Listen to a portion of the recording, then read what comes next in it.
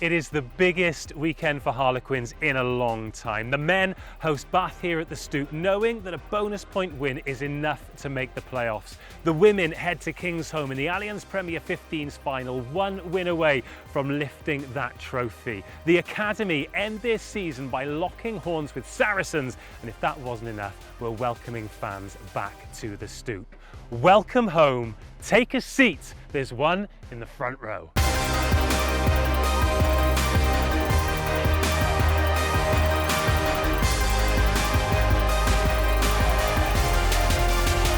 Quins!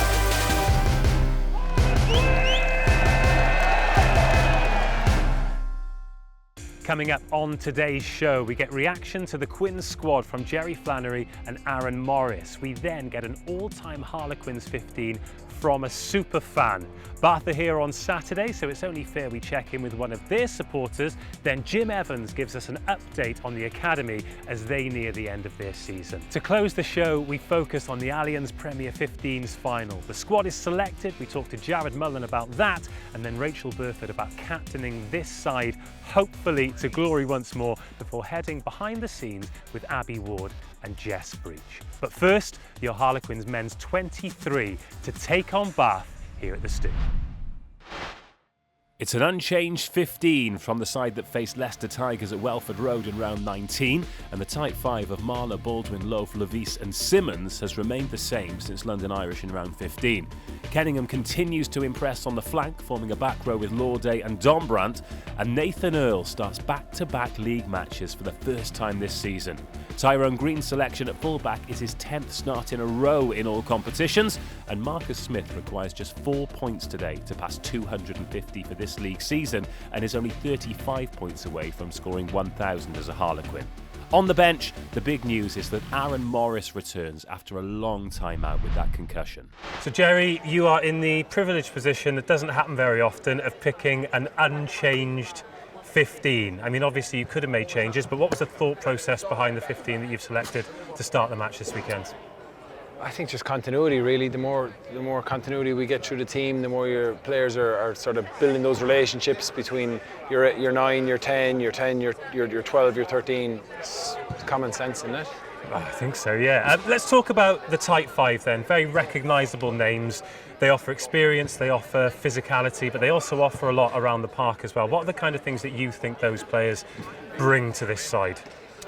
Well, around the park, I suppose if you look at it, Scott Baldwin's footballing ability around the field has been top class. Like I could talk about their set piece fundamentals, but his footballing ability around the field has been a real point of difference as he's had this season.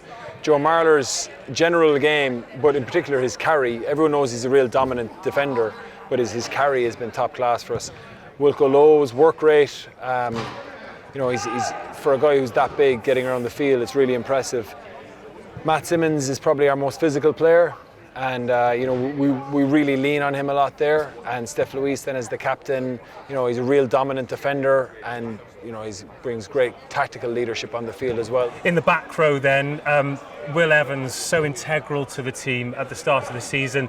He's come out, there's always a worry. Jack Kenningham's come in, and certainly from a fan's perspective, looks like he's done an incredible job. What about from a coaching perspective? Yeah, look, we were gutted for Wev to lose him. He's having a phenomenal season, and he really sharpened up our turnovers with his efficiency in that area. So when we lost him, we were like, oh, it's disappointing, but it's next man up. And Kenner's coming in. He's really coachable. He's an excellent line-out contester. So we have that as an option. Also, he can carry the ball and he can poach as well. So the fact that he's probably what you want to see more of in Harlequins, like a guy who's come through the academy system.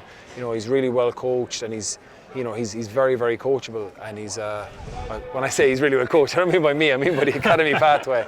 But he's a great guy to work with. One of the great things about an unchanged Harlequins side is seeing Nathan Earl in a team for more than 1 week. Made an immediate impact, scoring the tries last week, and just great to see him back in the side. Yeah, Nathan's had a really tough run of things with his injuries, and to get him back in and to actually get a run of games, that's the important thing, is that you can't say to a guy, come in and you can be rusty. He's got to hit the ground running, and when he came in, getting on the score sheet for us a couple of times, and looking forward to seeing him get him more and more involved in the game, because he's really, really powerful. He brings an awful lot of energy to the team as well, so having him around and having him in the team is always a positive for us. And with regards to the midfield, March moving out onto the wing, and then Lange and Luke in the centres, how difficult is it to kind of get all those pieces of the puzzle and put them together with the big man missing at 12? Yeah, it's not ideal to be moving guys around, but I suppose we're lucky in that there's good versatility there. Like James Lang is one of the most versatile rugby players I've ever come across, and then Luke and Joe are equally adept at playing on the wing or playing in 13, and Luke can even back it up at 12. So it's just continuity is the main thing, is to get the guys getting game time, regular game time in those positions. Well, it's a great 15. There are a few changes on the bench, and one man we're very much looking forward to welcoming back to the fray is Aaron Morris. Aaron, welcome back. It's been a long time. I followed the chronology. You signed a new contract, we were all delighted. Yeah. You were getting some rugby, we were all delighted. You got a bash on the head, and we've not seen you for what, 8 weeks now? 12 weeks, yeah, underselling it. 3 months out, which has been frustrating but necessary, after taking a bit of advice on a couple of nasty head knocks. But no, so exciting to be back out with the boys and back out on Sunday, or Saturday even. And number 23 on your back as well. All the greats play 23. What are you looking forward to most? Is it sort of getting in the mix with the lads in the changing room? Is it getting out there and playing? What sort of match day mean to you? The whole thing, really. I think it's been well documented how difficult it can be for injured lads, and feeling a bit detached from the group. And the club do as good a job as they can in involving you, but it's a tough period, and to be back in on the training pitch and now hopefully back on the pitch in front of fans is something that's really exciting. Brought the sunshine with you as well. So in terms of the time you had out, obviously it was a complete break from rugby. How are your lungs? Yeah, well, we'll find out at the weekend, I guess.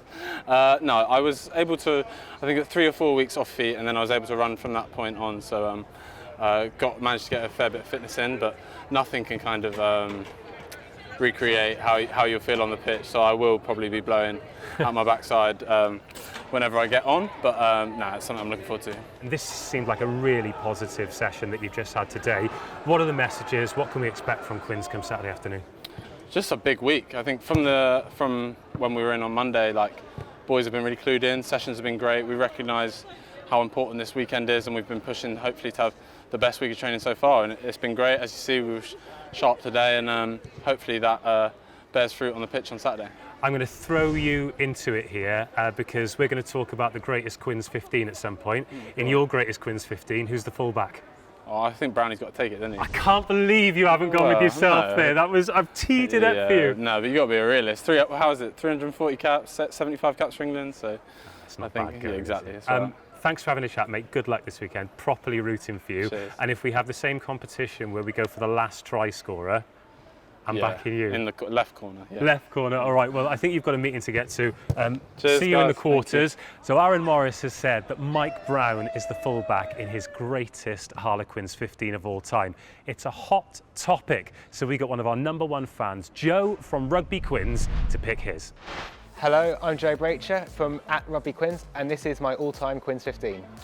My front row is Jason Leonard, Tanny Fuga, and Mike Ross.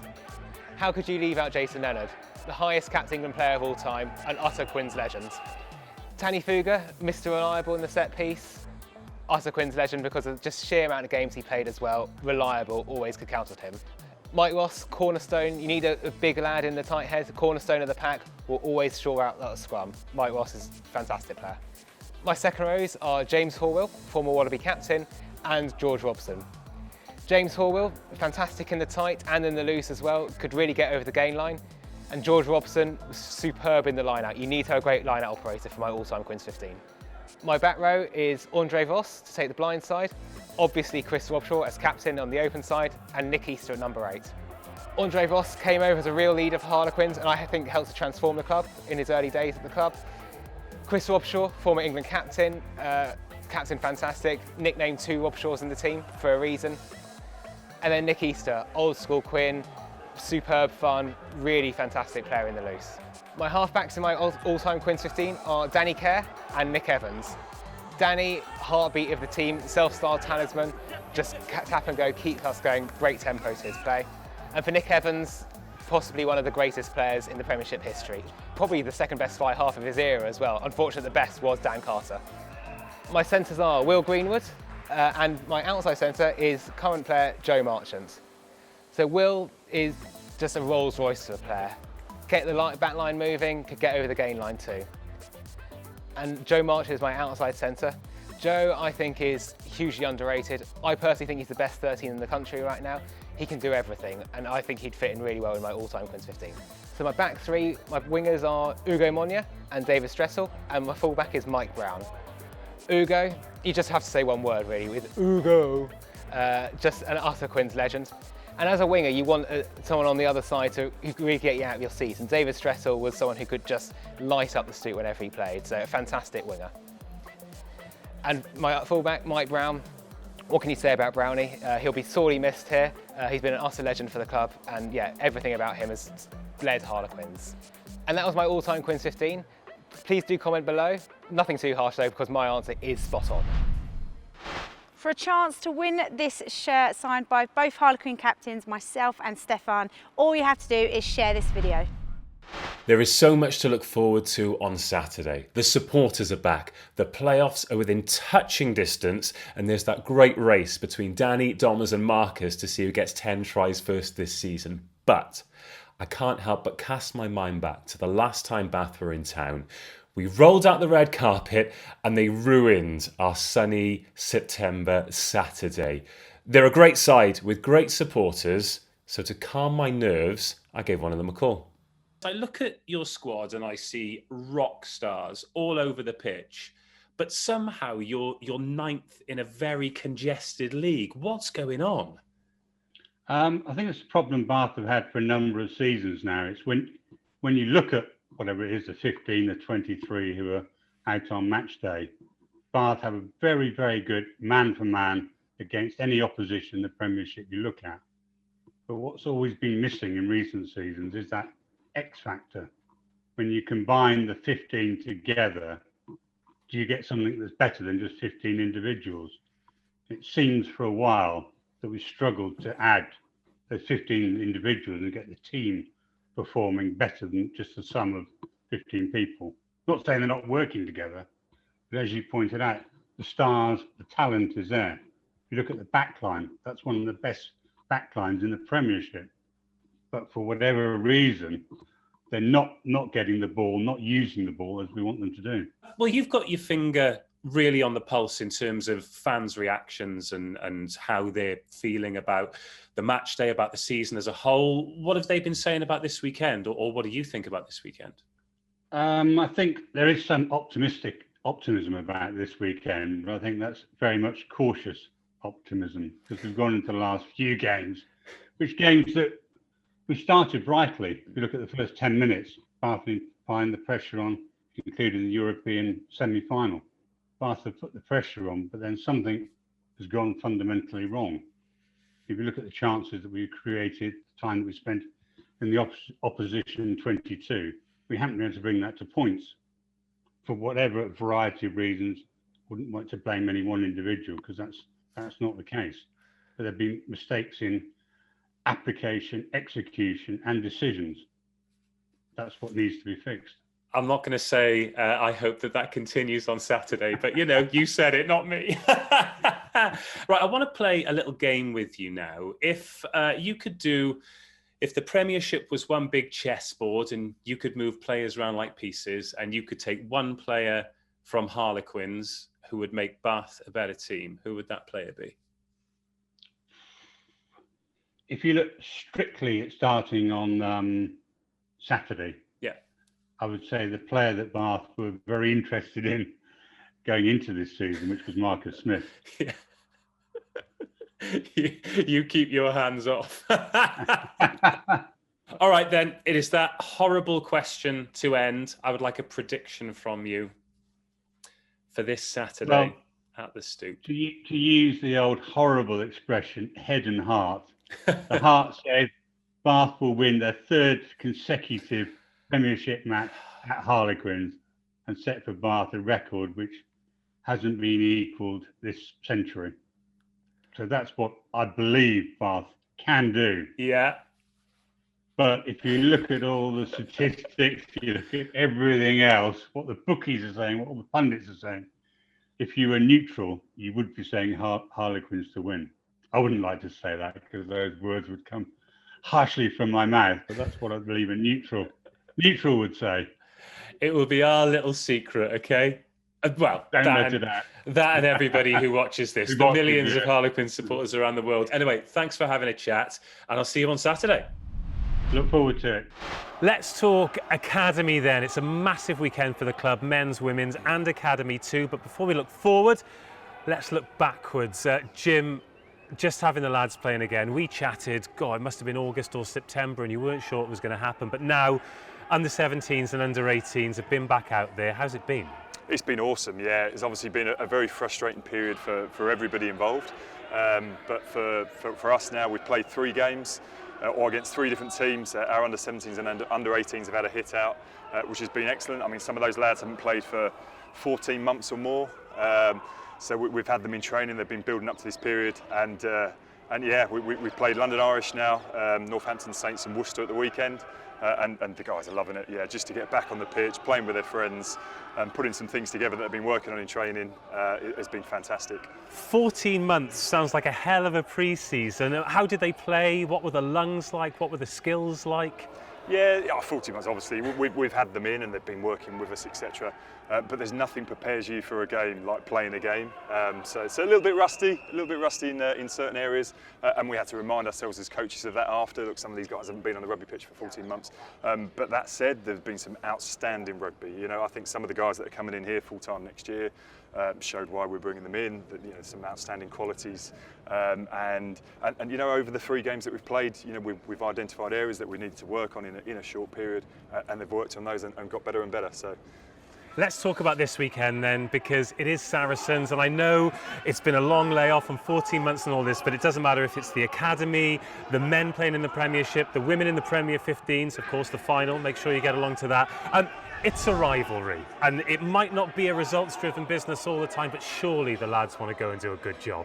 Yeah, absolutely. I mean, Saracens, no matter what level you play at, as you say, first team women's all the way down to under 15s, that they always play the same way. They're always abrasive at the breakdown. They're in your face. They get off the line, obviously, with their defensive focus that they have. So, you know, we've got to negate that.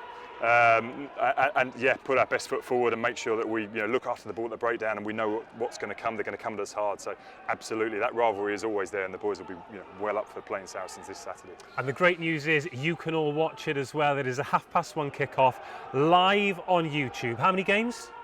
1 this Saturday. Also one game. 1:30 kickoff. One opportunity for them to do it. 1:30. Make sure you're there. Thanks, mate. Good luck. No worries. Thank you. We now turn our attention to the women's team aiming to make history this weekend. And this is how they line up. Gerard Mullen sticks with the same forward pack that helped defeat Wasps in the semi-final, so the biggest change comes in the back line, where Emily Scott moves from full-back to outside half, Ellie Green assumes a game-changer role, and Chloe Rolly returns at 15. Jess Breach's heroics in the semi-final resulted in an ankle injury, so Heather Cowell comes in to replace her on the left wing. Rachael Burford captains the side from inside centre, the 3rd time she's skippered Harlequins in a Premier 15s final. Your first season, your first final, your first opportunity to pick a 23 for that final. How difficult was it, firstly to get the starting 15 and then to flesh out the squad? Yeah, I mean, everyone's hungry and obviously wants to play in the biggest game of the season, so look, I had a few headaches in the week, and most people performed well against Wasps, so a lot of it was straightforward, but we've had to make 1 or 2 probably tough decisions. But I'm confident we've picked the team to go and execute the game plan we want to play. Wasps was your first game at the Stoop with the crowd, wasn't it? Yes, no, it was. Yeah. How was it? Yeah, unbelievable. I was, for me, probably like the girls here are so lucky to play for a club like Quins and what they do for the women's game, and I'm not sure you get that in many other places. So look, for me it was fantastic to see the girls and how much it meant to them to have their friends and family here. You know, it was very exciting. With regards to Saracens, we know what they are as a team. They're the defending champions. They were the champions before that as well. They've got a team full of stars, but Harlequins have too. With regards to your team selection, how much was it based on what Harlequins can do, and how much was it based on the threats that Saracens offer? Yeah, no, it's all about us, to be honest. Look, we're very aware of the threats Saracens have, and they play the game in a brutal fashion. They're going to come pretty straight. They're going to come pretty direct with their powerful runners. So of course we'll have to ensure our mentality is physical to stop that. But we want to play our own brand of rugby and ensure we stay true to the Quins way. And regardless of what happens, it's important we do that. That brand of rugby was on show, particularly with the try that has gone viral, and a lot was said about the finish, but what about the work in the build-up to that? I thought Lange in midfield was superb. Yeah, no, I mean, Lange's a very gifted player, and we're lucky to have her. She can, as we were talking earlier, she can attack the gain line and make decisions right at that line. But no, it was a top-class try, for everything from the hooker's throw to the line out to the passing. So it was fantastic to watch, and I'm so happy we could do it here in front of a crowd. Total rugby. Yeah. All right then, so Sunday night, dream come true, first time with the Allianz Premier 15 trophy, coming back to the Stoop. What happens then? Do you know what? I mean, I think I might just pass out, have a little sleep. It's been a long season. But no, I'm sure we'll have a few drinks, and regardless of what happens, hopefully it's with the trophy in hand, and we'll celebrate long till the night. So that is the man who has selected the team. Now let's hear from the player who is going to be leading them out in the Premier 15's final. Burf, finally we get to talk about an actual rugby match that you're actually playing in front of actual spectators, and this time for an actual trophy. Very, very exciting. Yeah, you know what, the season's been full of highs and lows, and we're so proud to get to the final, but yeah, all eyes on the prize. We really want to go after that trophy. Well, the start of the season was amazing, wasn't it? Was it 5 wins in a row, all with bonus points, and then the dreaded C word and a bit of a wobble? But the response has been amazing. Like, as captain of this team, and you know, you've had your setbacks yourself with injury, how proud are you of the group? Yeah, like, immensely proud. Like, we set some goals to get to where we want to get to. We obviously wanted to win all season, but that didn't quite happen. But I think, you know, there's those types of moments that make you a better side, and I think we're a completely different outfit this year. We're really well prepared for the weekend, and yeah, just so proud. But we don't want it to stop there. We want, you know, at the end of Sunday to be on the right side of that. Well, what's different this year then? Because Harlequins against Saracens, it doesn't matter. It could be in Tiddlywinks. It's a massive rivalry. The last few finals, they've had the edge. It was a hell of a game in the league this year that ended up being a draw. But going into the big one, what is different? Well, as I just said, I think we're just a different side. Like, we've won some tight games. We've been on the wrong side of some tight games, and you learn so much about yourself there. We've had great development with some of our players who have absolutely shone through this year, with great opportunity for other people being maybe injured or away on international duty. The likes of, you know, Lauren Brooks, Katie Mew, like standout players for us that, you know, probably didn't play that much in the seasons beforehand. And I just think, as collectively, we're a much stronger, much grounded squad, and I think, you know, that gives us that edge and that confidence this weekend. You still enjoying it? Absolutely, yeah, of course. Like, you know, everybody likes training, but yeah, it's always about playing, and the fact that we got to run out here with our fans in the semi-final, it meant so much, and you know, it was just so good to have fans back and hear the crowd, and you know, remind also the people you play for, you know, it's everybody on the pitch, but also your friends and your family in the stands, and that kind of gave us that boost. And going into this weekend, you know, hopefully we'll get a few more fans in the seats and cheering us on. I cannot wait. It was great to have them back here, and they've got the opportunity to hopefully see you lift the trophy on Sunday. Everything crossed for you. Thank you. I think we should head to the gym now, because we've had a lovely tour of the pitch. What's Jess Breach like in terms of pumping iron, lifting weights? Oh, well, she doesn't quite like doing any accessories. She doesn't like big muscles. Well, this is another excuse for her not to do that then, because she's going to give us a tour around the gym.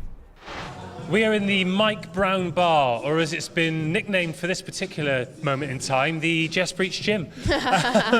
We spoke to Rachael Burford earlier. What do you think she said about you lifting? That I'm weak and I don't like being in the gym. You will have to watch the show, but maybe you are pretty close. Tell us what's going on here, because it looks very different to what it normally looks like on a match day. Yeah, no, the girls are just doing some prep before the training session later on. Some of these girls have just come from work, So I've had a full day at work and then, getting in the graft before evening training. So weights, then a full session? Yeah. Absolute machines. Yeah, madness. Dare we get a bit closer? Let's go. I don't want to walk you too far because okay. you are booted up. Can you give us a bit of an update on what's going on here? So in the semi-final, made a try-saving tackle in the corner, but meant I tore my ligaments, most of my ligaments in my ankle. I am so pleased you got in, that you got it, that you made a try-saving tackle. It was. But it just means that you get to put your feet up and enjoy on Sunday, right? Exactly. I'll still be there, cheering the girls on. Amazing. Yeah. Right then, so what have we got here exactly? If you were doing these exercises, which ones would you be avoiding? Probably Heathers. I'm not really an upper body kind of girl.